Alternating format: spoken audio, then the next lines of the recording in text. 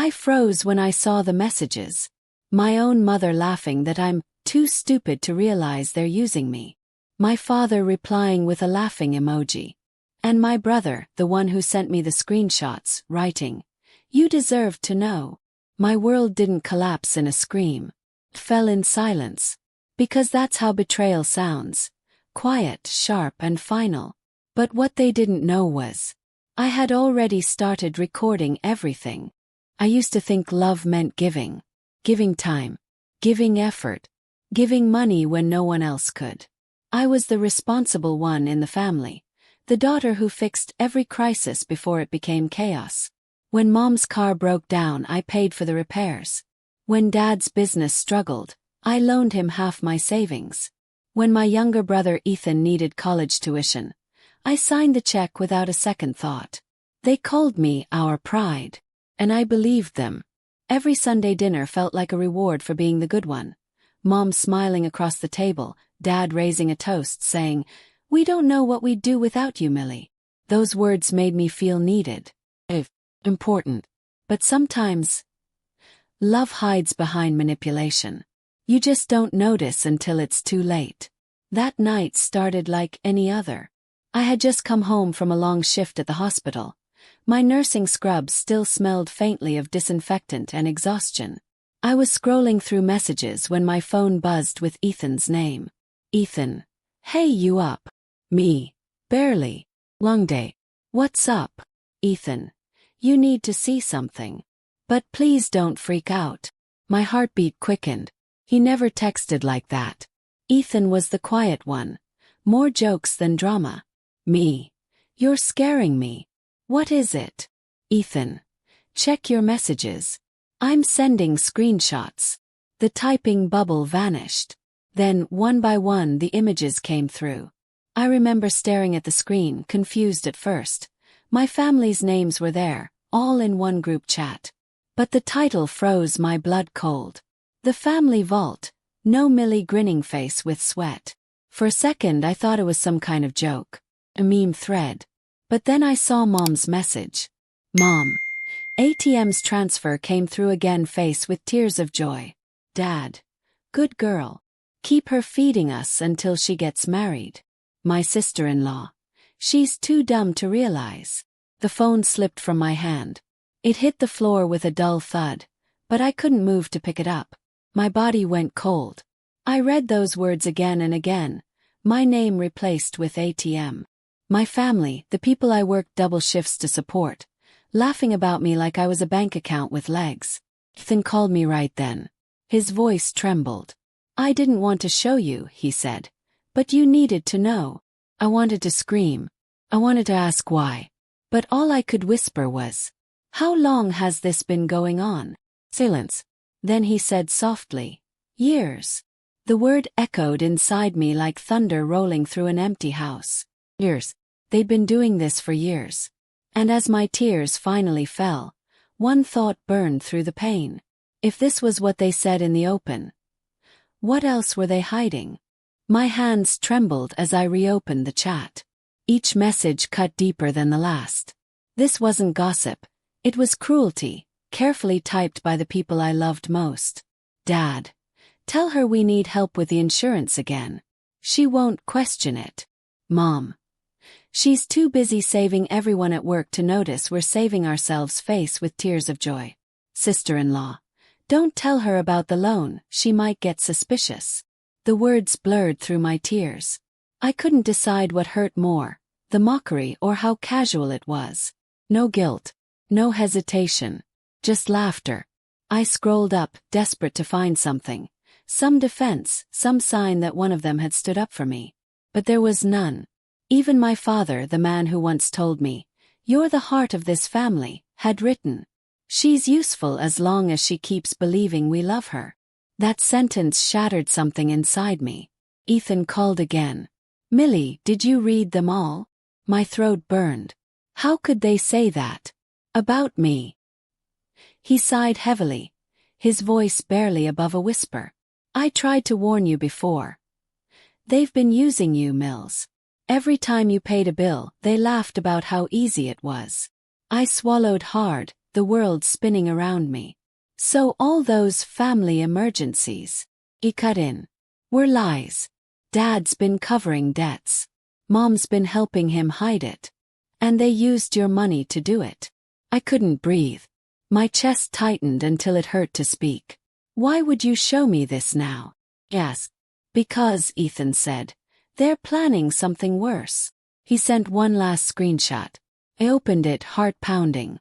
Mom, once she signs the papers, we can move everything to your account, honey. Dad, we'll tell her it's for tax reasons. She won't suspect a thing. Sister-in-law. Perfect. Let's drain her savings next month. Froze. Next month. They weren't done using me, they were planning to strip me clean. I stared at the chat, the sound of my heartbeat roaring in my ears. For years I had believed every thank you, every we're proud of you. But those words had been just another currency. I whispered to myself, how long have I been paying for their lies? The apartment felt smaller with every breath. The walls seemed to close in, full of echoes of past conversations that now meant nothing. I remembered my mom's voice that morning, cheerful over the phone.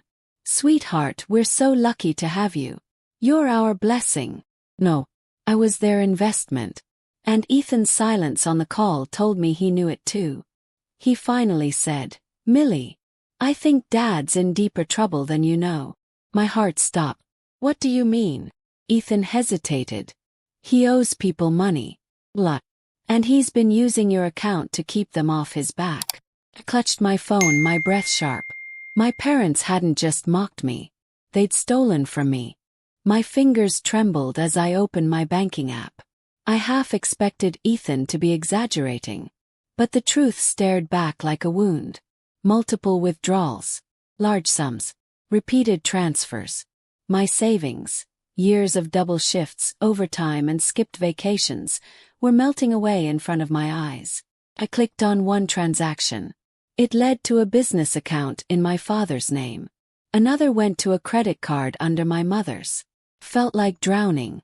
My own parents were quietly bleeding me dry. I whispered, no, they wouldn't. But the numbers didn't lie. $14,200 gone in the last 2 months alone. That night I didn't sleep. I replayed every memory. Mom crying about bills, Dad promising to repay me next month. Next month never came. At dawn, Ethan called again. You saw it. Yeah. Then you need to know the rest. Dad didn't just take money. He used your name for a loan. Froze. A loan? What loan? He hesitated. A small business one. Around $50,000. He forged your signature. The air left my lungs. $50,000. And my name on it. I spent the next day in silence, staring at the walls like they were strangers. How do you process that your family not only mocked you but stole your identity? Ethan met me at a cafe downtown. His eyes looked tired, guilty. He told me how he found out. Dad's friend at the bank had mentioned my name during a poker game. That's when Ethan started digging. I didn't know how deep it went, Millie, he said. They even used your documents to secure the loan. So they faked my ID. Yes. I clenched my fists. Why didn't you tell me sooner? Ethan looked down. Because I hoped they'd stop. But they didn't. That night I started saving everything. Screenshots, emails, transaction receipts. I wasn't just hurt anymore. I was preparing. My diary became my evidence. Every word I wrote felt like reclaiming a piece of myself. They think I'm still the ATM, I wrote. But I'm about to become their audit. 3 days later, Mom called. Her voice was sweet, too sweet. Sweetheart, we need your help again. It's an emergency. I asked calmly. How much? 10,000. Just a temporary fix. Your father's project hit a snag. My jaw tightened. Okay, I'll transfer it tomorrow. But I didn't. I went to the bank and asked them to tag the transaction for tracing. When they asked why, I simply said, I suspect financial fraud. At home, I placed my phone in my pocket and pressed record. Then I called my parents back, pretending I was ready to send the money. Dad chuckled in the background, saying, "Knew she'd cave." Mom replied, "She's a good girl. Always too soft." Those words were caught on audio, clear as crystal. That night Ethan warned me, "If you go through with this, they'll never forgive you." I replied quietly, "They stopped being my family when they sold my trust." The next morning my bank called. "Miss Millie, someone tried accessing your account from a new device." My blood ran cold. "Who?" "It was linked to a number under your mother's name." I didn't speak for a full 10 seconds. Then I said, "Freeze it. Now." I drove straight to my parents' house. The entire way I rehearsed what to say. When I arrived, Mom smiled from the kitchen like nothing was wrong. "Millie, you look tired. Want tea?" I placed my phone on the table and said, "Did you try to log into my bank?" Her smile faltered. "What? Well, why would I?" Dad entered, voice booming. "Don't accuse your mother like that. Everything we did was for this family." I felt my voice shake. "You forged my name.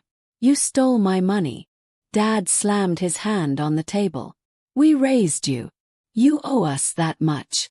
Something inside me snapped. I whispered, "Parents don't raise children to rob them." Ethan appeared in the doorway, quietly recording. Mom's face twisted with anger, but I stayed calm. "I'm done," I said softly, walking out the door. Outside, the air felt heavier, but cleaner. And then my phone buzzed with an email notification. From Loan Department. Subject: Default Notice. $48,000 due. My stomach turned cold. They hadn't just used my name. They'd already stopped paying. Ethan showed up at my apartment the next morning. He didn't knock, he just walked in, his face pale, eyes full of something between guilt and fear. In his hand, he held a folder thick with papers. "Millie," he said, voice trembling, "you need to sit down." I did. My knees were already shaking anyway. He placed the folder on the table and opened it carefully, like it was a bomb about to go off. Inside were printed forms, bank statements, and something that made my stomach twist, a copy of my signature. "Where did you get this?" I asked quietly. Ethan swallowed. "Dad's office. He keeps everything in that brown cabinet." I took it before he noticed. I reached for the page, tracing my own name with my finger. It looked perfect. Too perfect. Every curve of my handwriting, every little loop. It was me, but not me. It was forged. The document stated, "Business loan. $48,000. Borrower Millie Grace Parker. Co-signed Robert Parker." There were even fake pay slips, fake references. My entire life turned into collateral. My voice cracked. "They did all this behind my back." Ethan nodded. "They didn't even try to hide it. Mom told Aunt Carol last month that you took out a loan for Dad's new startup." I thought it was weird. I sank into the chair. My whole body felt hollow, like I'd been scooped out and left with just air and noise. "Why?" I whispered. "Why me?" Ethan sighed, eyes glassy. "Because you're the only one who trusted them." 4 hours we went through the documents one by one. I found 3 different bank accounts under my name that I'd never opened. A car insurance policy registered to me, but for a car I didn't own. They'd built an entire web using my identity. And the worst part, I might go down for it if I didn't act fast. That night I sat at my desk staring at the pile. There was no screaming left in me, just a quiet surgical focus. I called a lawyer, a friend of Ethan's from college named Claire Benson. She answered on the 3rd ring. "Millie, I read Ethan's message. Tell me everything." For the first time, someone listened without interrupting. I explained the chat, the fake loan, the forged documents, and how my own parents had mocked me for years. Claire's tone turned firm. "Okay. First, don't confront them again. Second, secure your bank accounts. Third, bring me every document you have." I nodded silently. She continued, "This isn't just betrayal, Millie. It's financial fraud and identity theft. But don't worry, we can prove it." Her confidence steadied me. After the call, I organized everything into 3 envelopes labeled proof, statements, and recordings. It felt like cleaning up a battlefield after a long, brutal war. The next morning I went to meet Claire in person. She was sharp, late 30s, calm eyes, firm handshake. The kind of person who could slice through chaos with logic. She flipped through the papers, her eyes narrowing. "This signature was traced digitally," she said. "I can see the pixel pattern. They scanned one of your old documents." I frowned. "From where?" She turned the page toward me. "Did you ever email your dad your ID or tax documents?" My heart dropped. I had last year when he said he needed it for his retirement paperwork. "They used my trust," I said bitterly. "Even my kindness was just data to them." Claire met my eyes. "Then use their carelessness against them. You have a right to fight back." We went to the police station that afternoon. Ethan came along, silent but supportive. The officer at the desk raised an eyebrow when I handed over the folder. "You're saying your parents forged your identity?" He nodded. "And mocked me while doing it?" He flipped through the evidence, his face hardening. "We'll start an inquiry. You did the right thing, Miss Parker." I didn't feel righteous. Felt broken. But when I walked out of that building, something inside me shifted. For the first time, I wasn't the victim they fed on. I was the witness. Evidence. The truth. That night, the air outside smelled like rain. I sat by my window, watching the city lights blur. Ethan was asleep on the couch, exhausted from everything. My phone buzzed. It was a message from Mom. "Mom. Honey, we heard you're talking to people. You're making a mistake. This is family business." I stared at the screen. Then another message came. "Mom. We can fix this if you just stop now. You don't want to embarrass us, do you?" Embarrass. That word. It made me laugh. Quiet, bitter, hollow. They'd stolen my money, my name, my peace. And she was worried about embarrassment. I typed a single reply. "You should have thought about that before turning your daughter into your bank." Then I blocked her number. Claire called again the next day. "The loan company has confirmed the forgery. We're filing a formal case. There will be an investigation." My breath hitched. "Will they go to jail?" Claire hesitated. "If the evidence holds, yes."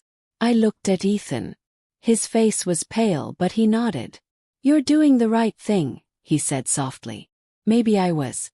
Or maybe I was just finally learning what right and wrong really looked like when blood wasn't blinding me. That night, I opened my diary again. I thought family meant forever.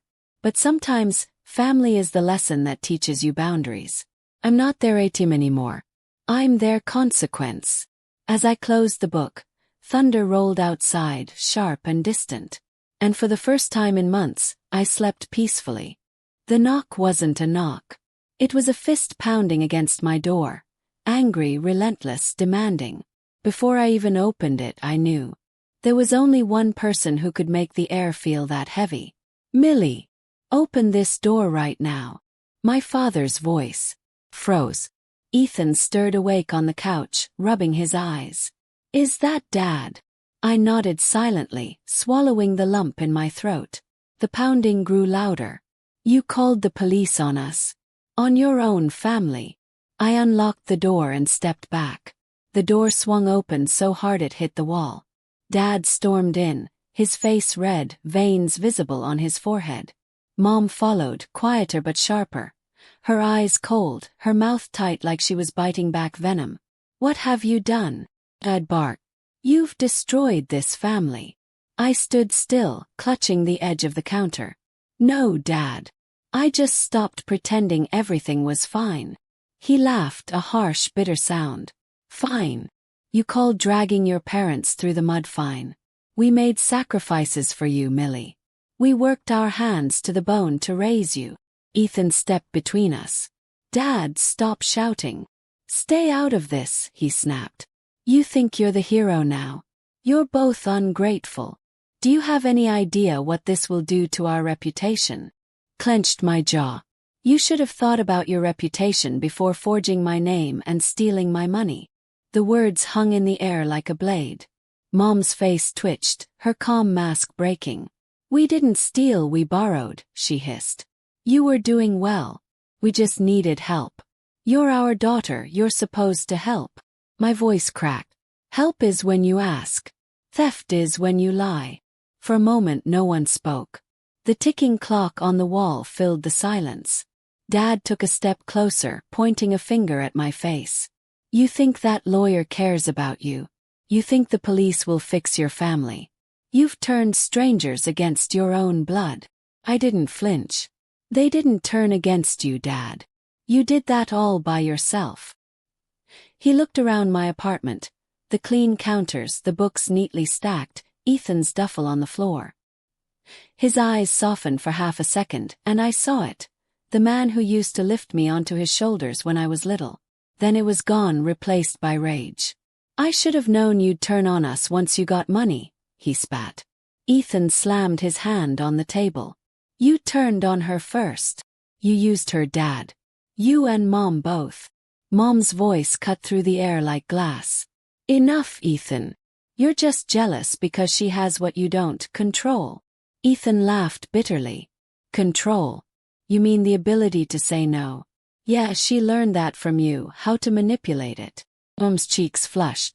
Watch your mouth. The shouting grew until it filled every inch of the room. And then, a knock at the door again. This time softer, steadier. Ethan opened it. 2 police officers stood there. Miss Parker? One of them asked. I nodded, my voice barely above a whisper. Yes. The taller officer looked past me at my parents. We received a report of possible identity theft and fraudulent activity. We'd like to ask some questions. My father's jaw tightened. This is ridiculous. The officer remained calm. Sir, you'll have a chance to explain. But for now, we'll need you both to come with us for formal statements. Mom turned to me, eyes wide in disbelief. You're letting them take us. After everything we did for you. My chest tightened, but my voice stayed firm. You didn't do things for me. You did them to me. Dad took a step forward, but the officer raised a hand. Sir, please cooperate. He stopped, breathing heavily, then spat on the floor. You'll regret this, Millie. Families don't forgive betrayal. The words hit me like a slap, but they didn't break me. Not this time. As the door closed behind them, silence filled the room. I collapsed onto the couch, trembling, not sure if I wanted to cry or scream. Ethan sat beside me. You okay? I nodded slowly. No. But I will be. He put a hand on my shoulder. You did the right thing. I stared at the closed door, my voice barely a whisper. Then why does it hurt so much? Ethan exhaled. Because love doesn't vanish overnight. It just stops controlling you. His words sank deep. Hours later, when the sun dipped behind the buildings, my phone buzzed. New message. Mom. You've ruined us. I hope your conscience eats you alive. I read it twice. Then I typed back. No, Mom. I'm finally free from the guilt you fed me. And I blocked her number again. That night, I stood by the window, watching the faint reflection of my own face in the glass. I didn't recognize the woman staring back. Stronger, quieter, colder. Maybe this was what freedom looked like. Not joy, but the slow release of a lifetime of emotional debt. I whispered into the night. I'm done being the family ATM. Outside, rain began to fall. Soft, steady, cleansing. For the first time I didn't feel small. Felt unburdened. Weeks passed. The silence in my apartment became its own kind of company. The phone barely rang anymore. No family calls, no cheerful check-ins. Just bills, work messages, and quiet. At first I thought the worst was over. Then the whispers started. It began at the hospital. A coworker avoided my eye when I entered the break room. Another one whispered something and walked out. By lunchtime I understood. Someone had told them. She pressed charges against her own parents, one nurse said behind my back. Over money, another replied. Can you imagine? The words stung more than I wanted to admit. My own coworkers, People who had seen me stay past shifts, hold dying patients' hands, now saw me as cold, unforgiving. I wanted to scream, "You don't know what they did to me." But I didn't. Because explaining betrayal to outsiders always sounds like exaggeration. Home, the hate followed me online. Fake accounts sent me messages. "Ungrateful daughter. You'll regret hurting your parents. Money comes and goes, family doesn't." I knew who was behind it. Mom's cousins. Dad's friends. People who never helped me once in my life but suddenly had opinions about how I should have suffered quietly. Ethan came over one night with groceries. He saw the comments and slammed his phone down. "They're trying to break you, Millie." I forced a smile. "They already did. I'm just learning how to live with the cracks." He sighed, sitting beside me. "You did the right thing. They made their choices. You're not responsible for how others see it." I nodded, even though guilt still pulsed inside me like a heartbeat that refused to stop. Then one morning a letter arrived. No return address. Inside was a note written in my father's handwriting. "The investigation's over. They dropped the case. You got what you wanted, our ruin. Hope you're happy, Millie." My hands shook, but not from fear. From relief. Because I didn't want revenge. I wanted the truth out, and it was. They'd been forced to repay part of what they stole. Their reputation was scarred. I finally slept without nightmares. Claire called that week. "Everything's settled. You're officially cleared of all financial obligations. The bank confirmed your name was misused." I whispered, "Thank you." He paused. "What will you do now?" I looked out the window, at the city skyline glowing with sunset. "Start over. Maybe finally live for myself." Ethan smiled from across the table. "You already are." I didn't say it out loud, but he was right. For the first time I didn't feel like a provider or an ATM or a savior. "Millie." The message came late at night. Just when I thought the past had gone quiet. It was from Mom. Her name glowing on the screen like a ghost I wasn't ready to see. "You've ruined us. Your father can't sleep. I hope you're proud of yourself." I stared at it for a long time, my fingers hovering over the keyboard. Old habits whispered. "Explain yourself. Apologize. Make peace." But then another voice, the new one, rose in me. "Feddy. Free." "No, Mom," I typed. "You ruined us when you decided money mattered more than love. I'm just cleaning up the mess." I hit send and blocked her. For the first time my hands didn't shake. I walked to the window. The city was asleep, but the sky wasn't. Stars glimmered faintly through the clouds. Ethan's words echoed in my head. "You're not broken, Millie. You're rebuilding." He was right. The pain was still there, but it didn't own me anymore. I whispered to myself, "I'm not the family ATM. I'm the one who finally withdrew myself." Then I smiled, small, real enough. If anyone out there has ever been treated like a walking wallet, remember this. Love without respect isn't love. And family that mocks your kindness doesn't deserve your silence. Walk away. You don't owe them your peace. Because sometimes, losing family is how you finally find yourself.